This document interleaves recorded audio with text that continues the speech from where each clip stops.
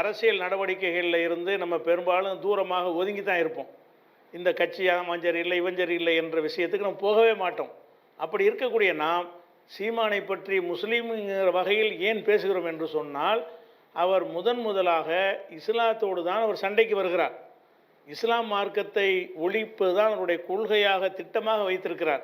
அதுக்கு பல ரகசியமான நடவடிக்கைகள் எல்லாம் ஈடுபட்டு பலரை அந்த மாதிரி இஸ்லாத்துக்கு எதிரானவர்களாக முஸ்லீம் பெயர் தாங்கிகளை மாற்றியும் இருக்கிறார். அந்த ஒரு காரணத்தினாலையும் பகிரங்கமாகவே குர்ஆனுக்கு எதிராக சவால் விடுவது, இஸ்லாத்துக்கு எதிராக சவால் விடுவது, நபிகள் நாயகத்துக்கு எதிராக அரபு நாட்டுக்காரரை நீ எதுக்கு தலைவராக ஏற்றுக்கொண்டிருக்கிறாய் என்று கேட்பது, இந்த மாதிரியான விஷயங்களெல்லாம் பார்த்த பிறகுதான் இந்த சீமான் ஒட்டுமொத்த மக்களால் புறக்கணிக்கப்பட வேண்டியவர் என்றாலும் முஸ்லீம்களால் பிரத்யேகமாக புறக்கணிக்கப்பட வேண்டிய ஆள்.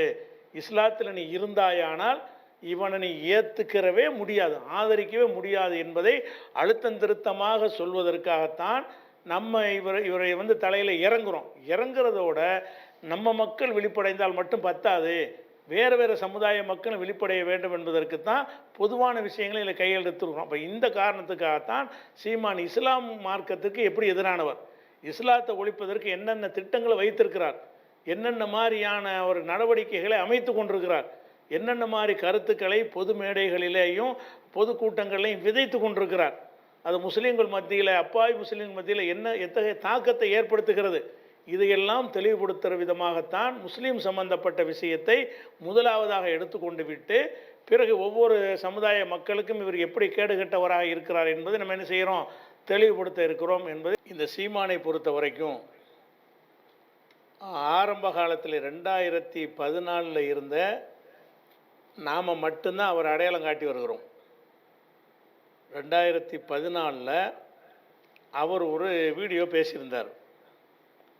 அதிலிருந்தால் நமக்கு அவருக்குமான அந்த கருத்து யுத்தம் ஆரம்பமாகிறது. அந்த வீடியோ என்ன சொல்லுதுன்னு கேட்டால் அதை கேளுங்க. நாங்கள் தான் வெளிப்படையா பேசுறோமே, பகிரங்கமா வருது. பகவத்கீதை கொண்டா, குர்ஆனை கொண்டா, பைபிளை கொண்டா, புத்த மத நூல்களை கொண்டா, சைன மதத்தை கொண்டா, உலகத்திற்கு எல்லா மத மார்க்க நூல்கள் வேத நூலையும் கொண்டா. நான் ஏன் வேதத்தை கொண்டாரு? திருக்குறளை ஒவ்வொன்னா படி, நான் படிக்கிறேன். என் பாட்டன் சொன்னதை விட நீ மனித வாழ்க்கைக்கு உயர்ந்த நெறியை சொல்லிட்டுன்னா அந்த இடத்துல திருக்குறளை தீ வச்சு கொளுத்திட்டு நீ உன்னுடைய வேதத்தை பின்பற்றி உன் மதத்துல வந்துடும். இல்ல அதெல்லாம் தாண்டி என் பாட்டன் சொல்லியிருந்தா எல்லா பேரும் அதை கொளுத்திட்டு ஏன் பின்னாடி யாராவது ஒருவர், இத்தனை ஆயிரக்கணக்கான மக்கள் முன்னாடி சொல்றேன், தயார்னா நான் நாளைக்கு தயார். 2014 நாம் தமிழர் கட்சியினுடைய ஒரு பொதுக்கூட்டத்தில் இந்த உரை அவர் நிகழ்த்துகிறார். இவர் நடத்துவது ஒரு கட்சி நடத்துகிறாரு. அந்த கட்சியில் முஸ்லீம்களும் இருக்கிறார்கள், கிறிஸ்தவர்களும் இருக்கிறார்கள், பல தரப்பட்ட மக்களும் இருக்கிறார்கள். ஒரு கட்சி என்றால் அப்படி தான் இருப்பார்கள். அப்படிப்பட்ட மக்கள்கிட்ட போய் முஸ்லீம் இருக்கக்கூடிய ஒரு சபையில் பொதுக்கூட்டத்தில் போய் உன் குர்ஆனை கொண்டுட்டு வா, உன் குர்ஆனை இதை வச்சு பார்ப்போம் அப்படின்னு சொல்வாரேயானால் இவர் இஸ்லாத்துக்கும் கிறிஸ்தவ மார்க்கத்துக்கும் எதிரான ஒரு யுத்தத்தை தொடங்கி இருக்கிறார் என்று பளிச்சென்று அந்த உரையில் நமக்கு தெரிகிறது. தெரிந்தவுடனே இப்போ இருக்கிற அரண்மனையில் அப்போது அவர் இருக்கவில்லை, சாதாரண ஒரு இடத்துல என்னஞ்சார் வாடகை இடத்தில் இருந்து கொண்டிருந்தார். அப்போ என்ன செஞ்சோம் என்று கேட்டால், அவருக்கு பதிவு தபாலில் ஒரு அழைப்பு அனுப்பி அது கிடைக்கவில்லை என்று சொல்லக்கூடாது என்பதற்காக வேண்டி நம்முடைய சகோதரர்கள் வழியாக என் கைப்பட கையெழுத்து இட்டு 2 சகோதரர்களை அனுப்பி அவருடைய அலுவலகத்தில் போய் பார்த்து இந்த கடிதத்தை கொடுத்து அதுக்குரிய பதிலை வாங்கிட்டு வாங்க என்று அனுப்பி வைத்தோம். அதில் என்ன சொல்லியிருந்தோம் என்று கேட்டால், நீ குர்ஆனை விவாத பொருளாக நீ கூப்பிட்டுருக்கிறாய், நான் குர்ஆனை வேதமாக மதிக்கிறோம், அதனால் இந்த குர்ஆனை பற்றி சொன்ன காரணத்தினால குர்ஆனை பற்றி நீ என்ன வேண்டுமானாலும் சொல்லு, ஒரு விவாத மேடையில் வைத்துக்கொள்வோம். நீ நீ திருக்குறள் என்று சொல்கிறீ இல்லையா, அதை பற்றியும் விவாதிப்போம். திருக்குறள் என்பது நீ சொல்வதற்கு உரிய ஒரு தகுதியில் உள்ள நூல் தானா, அது வேத நூல் தானா, அதில் உள்ள கருத்துக்கள்லாம் ஏற்புடையதா என்று விவாதிக்க நம்ம தயாராக இருக்கிறோம் அப்படின்னு சொல்லி எழுத்து மூலமாகவே கடிதம் கொடுத்து விடுகிறோம். 2015 14 பேசுனது, சில நாட்களுக்கு 14 கடைசியில் தான் பேசுகிறார், 12வது மாதம். அது அடுத்த வருஷம் 15 தான் நமக்கு அது கிடைக்கிறது இந்த வீடியோ. அப்போ ஜனவரி மாதம் 2015 ஜனவரியில் தான் அந்த கடிதம் கொடுத்து அனுப்புகிறோம். கொடுத்து அனுப்பின அந்த சகோதரர்கள்ட்ட தோளில் தட்டி நமக்குள்ளே என்னத்துக்கு பிரச்சனை அப்படின்னு சொல்லி ஒரு அன்பான முறையில் பேசுகிற மாதிரி நடித்து, விவாதம்லாம் வேணாம் பிரதர், மேடையில் பேசுகிறது அதுக்கெல்லாம் பிரச்சனையாக்காதீங்க அப்படின்னு சொல்லி விவாதத்திற்கு மறுத்து விட்டார். நேரடியாக அனுப்பும்பொழுது மறுத்து விட்டார். அப்போ விவாதம் என்று பகிரங்கமான பொது மேடையில் குரானை எரிப்போம் என்று நீ சொல்வாய், விவாதத்திற்கு அழைப்பாய், அதில் நிரூபித்து விட்டால் எரிப்போம் என்றெல்லாம் ஒரு கருத்தை விதைப்பாயானால் அதை ஒரு முஸ்லீம்கள் குரானை உயிருக்கு மேலாக மதிக்கக்கூடிய முஸ்லீம்கள் அதை ஏற்றுக்கொள்ள முடியாது என்பதற்காக அன்றைக்கு தான் இவருக்கு எதிரான ஒரு நிலைப்பாட்டை நம்ம எடுத்தோம். அப்போ நம்ம இவருக்கு எதிராக இவர் என்னென்னலாம் பேசுகிறார் என்று அன்றையிலிருந்தே திரட்ட ஆரம்பித்தோம். இவர் என்னென்ன மாதிரியான ஆள் என்று ஒவ்வொரு விஷயத்தையும் நம்ம கவனமாக தேட ஆரம்பித்தோம். அந்த நேரங்களில் எல்லாம் என்னை தவிர முஸ்லீம் சமுதாயத்தில் உள்ள எல்லா அமைப்புகளும் அவருக்கு சப்போர்ட்டாக இருந்தார்கள், ஆதரவாக இருந்தார்கள். இஸ்லாத்தை குரானுக்கு சவால் விட்டிருக்கான் என்று அவர்களுக்கு கோபம் வரவில்லை. ஏன்னு கேட்டால் இவர் அதை பற்றி பேசுகிறார், இதை பற்றி பேசுகிறார், முஸ்லீம்களுக்கு சப்போர்ட்டாக பேசுகிறார், இப்படிங்கிற ஒரு காரணத்தை வைத்து கொண்டு அவருக்கு முட்டு கொடுத்தார்கள். நான் இருந்த டிஎன்டிஜேங்கிற அந்த அமைப்பும் அவருக்கு சப்போர்ட் பண்ணார்கள். அவர் சீமானு எல்லாரும் ஒரே மாதிரி தான், சீமானை பிரித்து பார்க்க இயலாது, வேறு எந்த கட்சிக்காரனும் இந்த மாதிரி சவால் விட்டதே கிடையாது. அப்போ குரானை எரிப்போங்கிற அளவுக்கு ஒருத்தன் சவால் விடுறான்னு சொல்லும் பொழுது முஸ்லீம்களும் அவருக்கு பின்னாடி தான் நின்றார்கள். அதே மாதிரி இடதுசாரிகளும் அவருக்கு சப்போர்ட்டாக இருந்தார்கள். தமிழ் தேசியம் பேசக்கூடிய, தமிழ் தேசியம்ங்கிறது ஒரு ஃப்ராடு, அது பின்னாடி நான் விளக்குறேன். தமிழ் தேசியம் பேசக்கூடியவர்களும் அவருக்கு பின்னாடி தான் இருந்தார்கள். இந்த திராவிட ஆட்கள் இருக்காங்களே, பெரியாரிஸ்டுகளும் அவரை தூக்கி பிடித்து கொண்டு இருந்தார்கள்.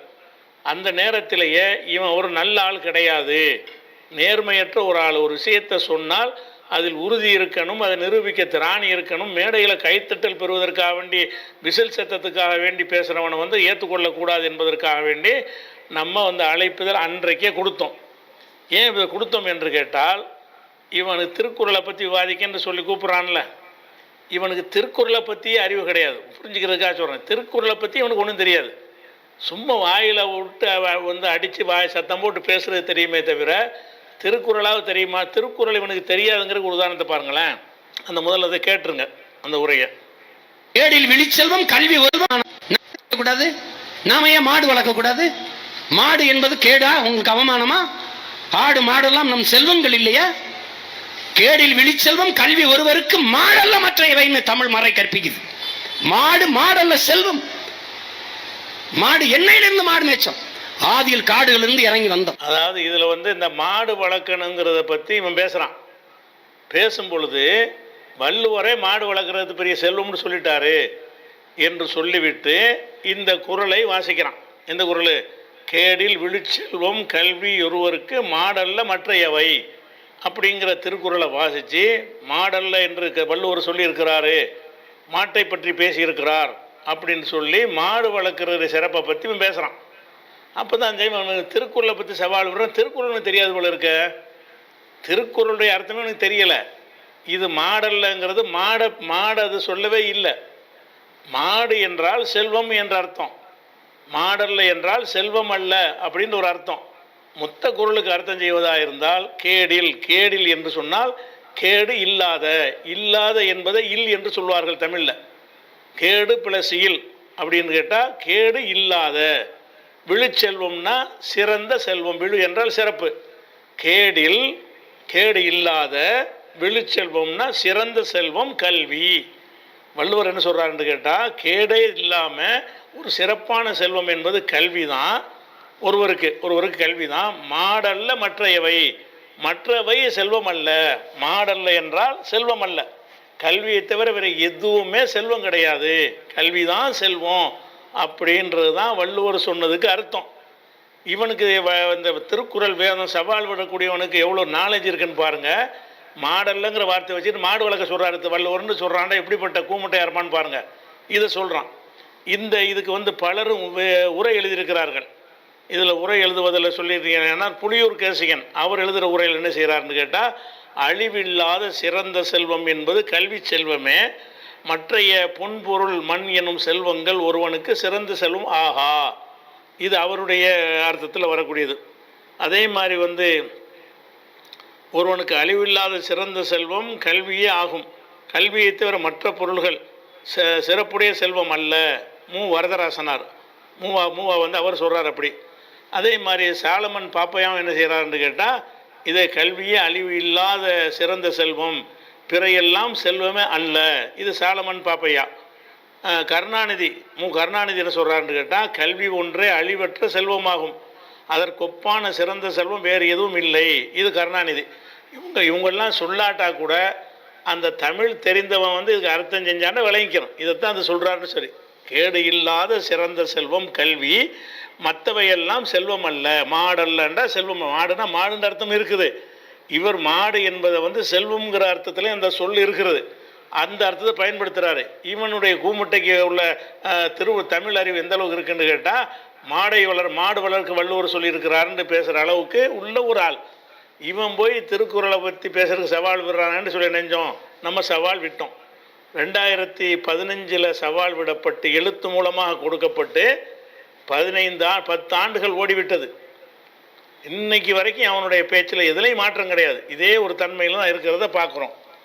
அதுக்கடுத்து என்னென்னு கேட்டால், இன்னும் சொல்லப்போனால் பொது அறிவு ஜென்ரல் நாலேஜும் கிடையாது. நீங்கள் அறிவால் நினச்சிக்கிட்டு இருப்பீங்க. ஒரு சாதாரணமாக அந்த உங்களுக்கு தெரிஞ்ச ஒரு விஷயத்தை சொல்லிவிட்டு விஷயத்துக்கு வர்றேன்.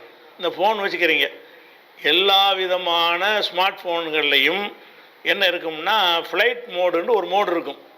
அந்த ஃபோனை வந்து நீங்கள் தொழுகையில் இருக்கும் பொழுது, ஒரு மீட்டிங்கில் இருக்கும் பொழுது கால் வரக்கூடாது என்று நினைத்தால் இப்போ ஏரோப்ளான் மாதிரி படம் போட்டிருக்கும் ஃப்ளைட் மோடுண்டு. அதை போட்டு விட்டீங்கன்னா என்ன வராது, மற்ற எல்லாம் பார்த்துக்கிறலாம், நெட்ஒர்க்கையெல்லாம் கட் பண்ணிடுறது. ஃப்ளைட் மோடுங்க என்ன செய்யணும், ஃபோனையும் கட் பண்ணிடுறேன், நெட்ஒர்க்கை கட் பண்ணிடும். வேண்டுமென்றால் ஃப்ளைட் மோடில் போட்டுவிட்டு நெட்டு மட்டும் வர்ற மாதிரி உள்ளே போய் தனியாகவும் செட் பண்ணிக்கிறலாம். அது ஃப்ளைட் மோடுங்கிறது. இந்த ஃப்ளைட் மோடு அறியாத ஒருத்தன் கூட வந்து இந்த ஃபோன் வச்சுக்கிறவங்கள இருக்க மாட்டான்.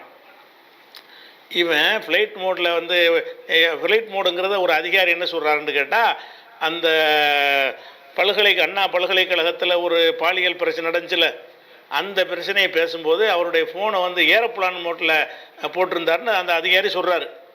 அதை இவன் கேள்வி கேட்குறான், ஏரோப்ளானில் போனார் அவர். ஏரோப்ளான் மோடுன்னா ஃப்ளைட் மோடுக்கு அது சொல்கிறார், ஃப்ளைட் மோடில் போட்டிருப்பான். ஏரோப்ளான் மோடுன்னு சொன்னான் அந்த அதிகாரி.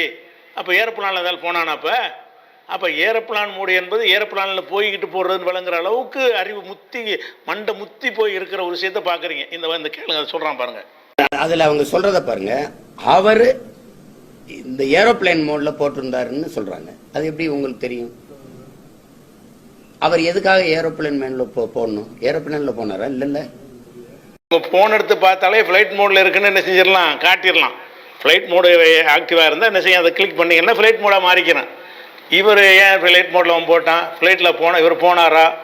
ஏரோப்ளான் மோட்டில் போனது அப்படின்னா இந்த ஃபோனு வச்சுக்கிறவனுக்கு எல்லாரும் தெரிஞ்சிருக்கிற ஒரு பொது அறிவு கூட இல்லாமல் ஏரோப்ளானில் போடனா ஏரோப்ளானில் போகும்போது போடுறதுன்னு விளங்கி வச்சுக்கிற அளவுக்கு அறிவு முத்தி போன ஒரு மண்டை முத்தின ஒரு ஆள் அதை வச்சுக்கிடுவோம்.